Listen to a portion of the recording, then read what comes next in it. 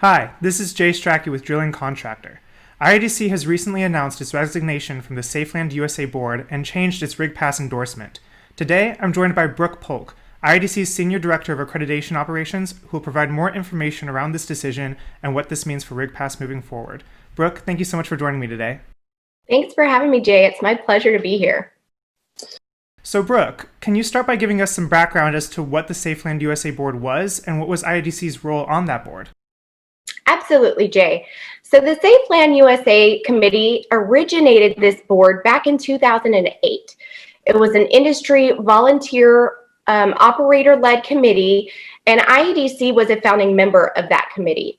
The board originated because it wanted to make sure we had reciprocation of contractors to safety orientation standards. What we wanted to avoid when this board was established is having to do multiple safety orientations. So the industry was looking to come together through this operator-led board to come up in alignment with one safety orientation standard that could be accepted no matter where your people work. The idea was to have that agreed upon standardization for safety orientations in the industry. IADC not only was a founding member, but we were an approved crediting body and a partner with SafeLand USA, and we have contributed to that board in lots of ways over the several past years. The accreditation team worked on the board bylaws, curriculum development. We have recently been working with them on instructor requirements and how to upstand their quality requirements, how to make those raise to the next level. So we were working with them and very active since 2008. Now, Rig Pass is IADC's version of SafeLand. There's a lot of confusion around that. SafeLand is a board, and IADC's Rig Pass orientation program held that SafeLand endorsement, which means that SafeLand said Rig Pass meets those curriculum requirements. And so IADC's HSE Committee of Industry Volunteers helps to shape our Rig Pass program and make sure that it always aligned with that SafeLand requirement. And then IADC, as an accredited training provider on that board, were able to accredit training provider Rig Pass programs and allow them to issue that SafeLand endorsement since we were part of that board. And I understand that there was a change in the fundamental structure of the SafeLand USA Board earlier this year, when some parties of the board registered the entity as SafeLand Inc. Can you talk about why this change was a cause of concern for IADC and some of the ways in which IADC has been trying to realign with the new SafeLand since this change? So IADC, as many of you probably already know, we're industry-led and we have members that really shape all that we do and steer the direction that IADC takes. And SafeLand originated as that industry-led group that was led by the industry, and it was developing things based on industry need. The format of SafeLand successfully operated until I'd say about 2020. In 2019, we began to see a major decline in industry participation on that SafeLand USA board. And in 2020, select members of the board began discussing their plans to incorporate that board into a privatized entity. IADC was very outspoken in that we did not support that decision. It was really important to us and our members that the board be industry-led and it be focused on what the industry needs. And we thought, who better to do that? You really need a board that's made up of industry operators, contractors, service companies to shape what the industry needs. It's their people that are out in the field, and they know what's best for their people and what we need in our industry. So we started to see a shift away from that.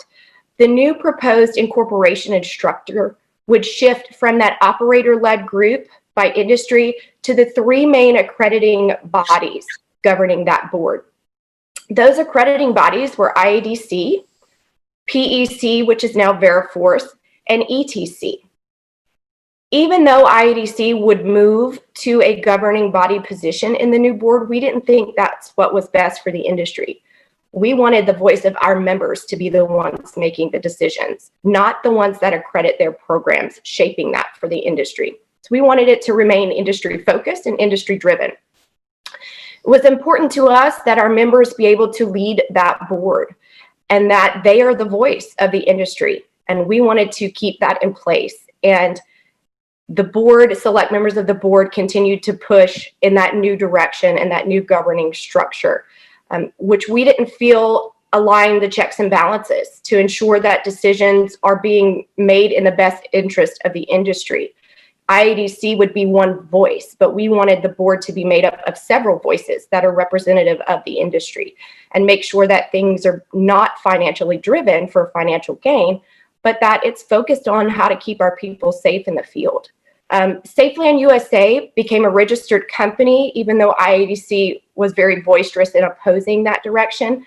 It came to our attention that it actually was registered in the state of Texas on May the 12th, 2020. Select members of the original board registered and incorporated SafeLandUSA into what is now SafeLand Inc. That was done without full consensus of the original board. IADC and the well servicing organization similar to us, AESC, as I mentioned, we were very boisterous in saying that we did not support that. IADC had several conversations with our North America Onshore Advisory Panel, and they wanted to make sure that we were keeping it industry-led and industry-driven. After the announcement of the incorporation, we started to see major operators start to resign from the board and pull back their support, which made it even less so industry-led. And so with all of that development, we continued to work over time and tried to close as many gaps as we could with the board. Some of the things that we advocated for, we were asking for equal representation. We wanted 50% of the board to be operator-led and the other 50% to be made up of drilling contractors and service contractors. Again, cycling back to that industry-driven. We wanted to make sure that we were addressing the needs of the industry, and we thought that was the best way to do it, is to have the board made up of industry volunteers. We also asked for Kenny Jordan's AESC organization to remain on the board. In the new structure, they were removed from participating on that board, and we didn't think that was in the best interest of the industry. Kenny's organization, AESC, represents a whole sector of the industry, just like IADC does. And we thought his voice and that organization's voice was very important and key to having industry-driven initiatives. So we requested that he and his organization be able to participate. Some of the other things we were advocating for was transparency and governance, to make sure that we understood the structure. Where were they going with this new reorganization? We also asked for business plans, financial plans. It was brought to our attention that they were going to start charging membership fees. And with that, we are looking over our members' best interests. So we're asking questions. What are these fees going to be? What are they going to be allocated for? So we were not able to get those answers from the new incorporated board to share with our members. So we were not able to assess the member impact if they continue to participate in the new SafeLand structure. And one of the last things that we really were pushing for the new incorporated board to have is a higher level of quality assurance. There are 3 accrediting training providers that can give that SafeLand endorsement to a company's program. But in my opinion, those companies, those accrediting bodies, are not created equal. The quality assurance that each accrediting body is applying was not the same. IADC, of course, is an ISO accredited 9001-2015 quality assurance accredited company. So we thought we wanted to see everybody raised and elevated to that higher level of quality assurance and held responsible by a third-party accrediting body. Our opinion is if IADC or any other accrediting body is responsible for the quality of the training programs that are being delivered, we ourselves should be held responsible into a higher standard of quality assurance. So we were pushing for those things with the new board, and unfortunately, we just were not able to get those answers, and we were not able to get to that place where we felt it would be in the best interest of our members to continue moving forward with that board. And I'm sure a question on the minds of many training providers and companies who rely on IADC's Rig Pass to fulfill SafeLand requirements is, how does this all affect me? Right, Jay. So we've been having lots of questions and answer sessions with our training providers. One thing I want to reiterate is the quality of the training that's been provided by IADC's Safety orientation does not go away. RigPass has been around for over 25 years with industry oversight and third-party accreditation status through ISO. That RigPass safety orientation program is governed by IADC's Industry Volunteer HSE Committee. So any decision made around that or its curriculum comes directly from industry, and that's not going away. The difference now is that IADC has made the choice to no longer support the SafeLand Incorporation and that new board, and we have made the choice that we're going to continue with our industry-developed and accredited RigPass program without the SafeLand endorsement. But that doesn't mean that our program is going away. It just means we have made the choice not to offer the SafeLand logo or endorsement because we did not agree with the direction it was taking for the industry. You know, the collaboration and the oversight of our HSE committee really gives our program strength. It represents various industry sectors, and our program will remain focused on specific issues associated for the drilling industry. RigPass and our new program, Basin United, which is an operator-driven initiative, will continue to raise that bar and how safety is taught in our industry. And with our continuous improvement model, we're going to continue to be the leaders in raising that bar for safety orientation and making sure our people in the field get the training that they need and it's driven by their needs. So IADC's goal, we don't do anything without direction of our members. So throughout this decision-making process, we were constantly in contact with IADC leadership and advising with our North America Onshore Safety Board, which is made up of a lot of drilling contractors that represent the onshore industry. And they decided we were no longer going to participate. It wasn't in their best interest. So moving forward, we're going to, we've sent out a bulletin communicating that after November 15th, IADC's programs will no longer hold those endorsements. And we want to make sure that our members just rest assured that IADC's focus remains on what the industry needs and that the database and all their records will still be there. It will still be verifiable. We will continue to push all of that data to ISNet. And the databases, what is really important to us, those databases that our training provider records are in are GDPR compliant. And we want to make sure that we always have the highest level of security and integrity for our member data. So moving forward, we won't push our data to SafeLandUSA's database, but we will continue to house it in IADC's database, which is verifiable, and continue to partner closely with ISNet to make sure that records are in that database and verifiable by operators.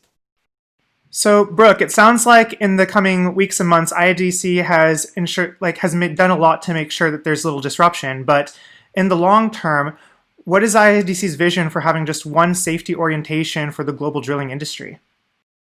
Jay, IADC has worked very closely with its North America Onshore Safety Advisory Board. When SafeLand made the decision to incorporate in May, and we started seeing those operators step away and resign from the board, we continued to stay engaged for the next few months because we were focused on getting to one safety orientation standard. We facilitated many conversations with operators and the new SafeLand Incorporated board to try and get alignment and see if we could come up with that one orientation standard or reciprocity between multiple standards so they're accepted throughout the industry. We were just not able to get there. There were some things that major operators were asking for that were very in line with what IADC was asking for. A clear governance structure, a financial model. So we have always advocated for that one industry standard, but unfortunately at this time, we're just not able to get there because the things that we need to see changed that we think are in the best interest of the industry just were not possible at the time. So IADC is working very closely with Basin United, which is a 16-member operator-driven safety orientation program. I'm very proud to say that IADC was selected as the accrediting body for that program and also chosen by the operators to be the records repository. So we will hold all the training records. And one of the reasons they chose IADC is because we've been doing this successfully and consistently for years. I mentioned our Rig Pass program. We've had it for over 25 years. So this is not a new process for us. And being an ISO accredited company allows us to provide that level of quality assurance and quality control that's unparalleled with any other accrediting body. IADC is the only accrediting body of safety orientations that has a quality assurance and quality control standard from a third-party outside company. I'm very proud of that. It's a robust standard. I mean, there's 95 different requirements, and we get audited every year. So we're consistently pushing for that quality assurance. So we've been working with Basin United and chosen as their vendor. And what we were able to do is have drilling contractor and operator collaboration. And then we brought in those service companies and AESC as an organization to help shape that so that we could reach that alignment within industry. We had IADC's HSE committee work with the Basin United Operator Safety Orientation Group to see if we could merge curriculum standards. So we looked at the Rig Pass curriculum and we looked at Basin United and tried to get as much alignment as possible.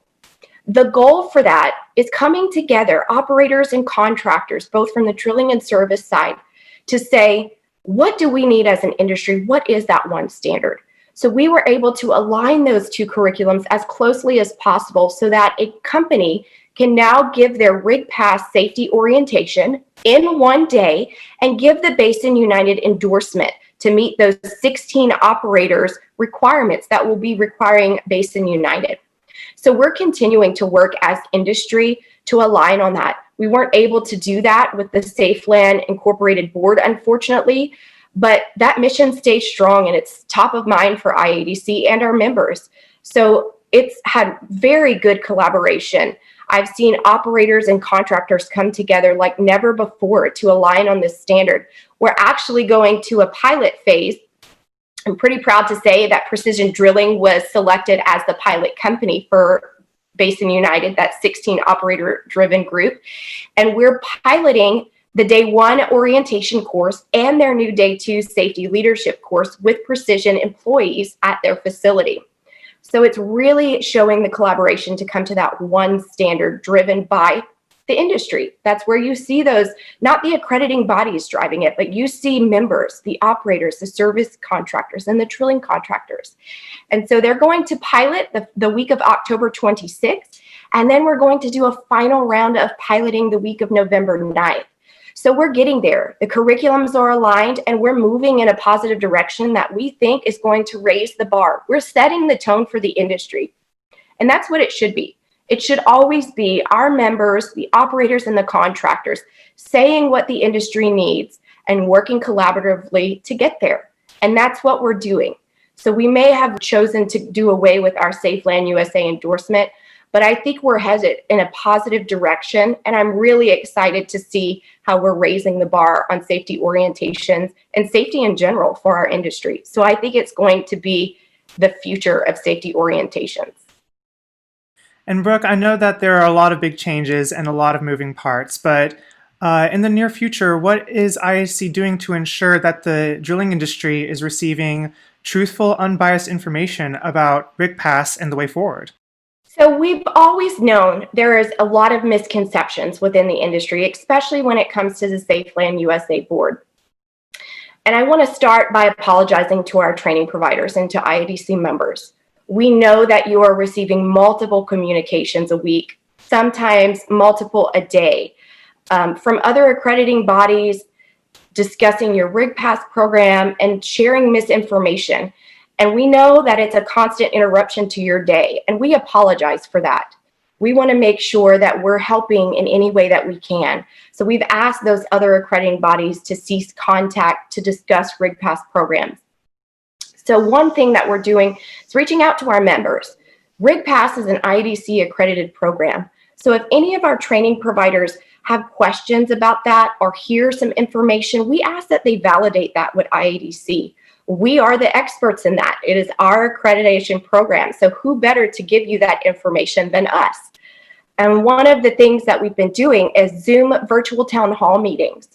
We've had open invitation to all IADC accredited training providers that have RigPass, and we've had 6 total sessions where we do a presentation that sets the bar of where we're moving and why we're moving in that direction and what it means for their programs. And then we open up to have an open discussion and Q&A session about their challenges and how IADC can help them going forward. And that's been really eye-opening to hear the misconceptions and be able to correct them. So I think that's been really positive. We've also put out an FAQ document, both for RigPass and Basin United, because we're starting to hear some misconceptions and misleading information about Basin United as well. And so we continue to focus on industry communication and not marketing. IADC doesn't focus on marketing. We want to educate the industry, and we think that's the best way to turn around these misconceptions or combat this miscommunication. And we've also recently had an operator forum. There were over 55 participants on the Zoom call. We did a live webinar with an industry panel, great panel session. IADC, I spoke on behalf of IADC, and then we had an H&P representative, a Patterson UTI representative, as well as the trainer from Precision Drilling that will be piloting the upcoming Basin United courses. And we had a representative from ExxonMobil who also leads the Basin United team. So we were able to have a broad discussion about safety orientation as a requirement. There's a lot of confusion that SafeLand is the requirement, but SafeLand is a board. They were a board of industry volunteers. It is not a standard. They have a curriculum that focuses on safety orientation, and other programs meet that. IADC's RigPass program had met that SafeLand curriculum standard. RigPass will continue to do that. We not only meet the SafeLandUSA standard, but we exceed it, and we exceed it by quite a bit. And the reason being is that RigPass is driven by industry need. And the HSC committee under IADC tells us this is what content we need to cover for our people to be safe in the field. So they lead the development on our curriculum. So we will continue to not only meet the curriculum standards set by SafeLandUSA, but to exceed it. And one of the things I'm really excited about, I come from an educational design and instructional design background. And to see how the industry is embracing adult learning theory has been really great. And the new RigPass and Basin United curriculums that are rolling out within Q4 of this year focus on that adult learning theory and methodology. No one wants to sit through 300, 400 PowerPoint slides. We all know that's not effective teaching. It's not successful in transferring knowledge gained from your short-term memory to your long-term memory. And retention is only had when you transfer that knowledge to long-term memory. That's what they will take in the field and be able to draw on that from their long-term memory to apply those concepts in the field. So we are focusing on developing facilitated interactive activities, meaning the instructor facilitates the conversation and the curriculum and the content and guides the learners to have experiential learning so that they're shaping and having open discussions to discover that knowledge versus just flipping through PowerPoints and being taught that. So part of the new design of RigPass and Basin United is to provide 50% of that content to be required as a facilitated activity. So we're getting away. We don't want to see those PowerPoint slides, not 300 for sure. It's just not effective. So we want to make sure that we're embracing technology, we're embracing adult learning theory and that methodology to ensure that knowledge retention is taking place in the field. We're providing our training providers with sample activities. We understand not everybody has their own learning development team, so it could be hard to come up with these activities on your own. So IADC and the Basin United group, we've done that for you. We've taken the guesswork out. So we've created the activities you could just choose from our resource library and plug in, but we've also allowed the flexibility to create your own. That's one of the things that we really advocate for in RigPass, is that you customize it. It's important to make your program centered around what your employees need. And customizing it is the best way to do that. So you can meet the standard, but you can exceed it, which makes it customizable. So I'm excited to see the industry embracing those concepts and moving in best practice of adult learning. So I think we're going to continue in that direction. You're going to continue to see IADC and Basin United and other organizations like AESC have higher expectations for the way that we train our people, and the use of best practice and how we're utilizing that within RigPass and Basin United is going to shape the direction the industry takes for training. Brooke, thank you so much for joining us today. Thank you, Jay. It was my pleasure. I'm happy to answer any questions as well, Jay. If anyone wants to have a call or a discussion, we are reaching out. We're going to do some more Zoom town hall meetings, but we're also open to having one-on-one conversations with your company's leadership. So we can be reached at RigPass, all one word, at iadc.org. And if you want more information on RigPass's program, please visit IADC's website. It's full of really good information that'll help combat those misconceptions that you're hearing out there. And Basin United has also launched their new website as well. It's basinunited.com. That's managed by IADC, and their FAQs are on there as well. So again, I just want to reiterate, come to the source for information, and that will help with any misleading information or misconceptions that we have. I think the more understanding and alignment that we have as an industry, the better we can collaborate to move forward for what's best for the industry and based on industry need. So thank you for having me. It was a pleasure to be with you today.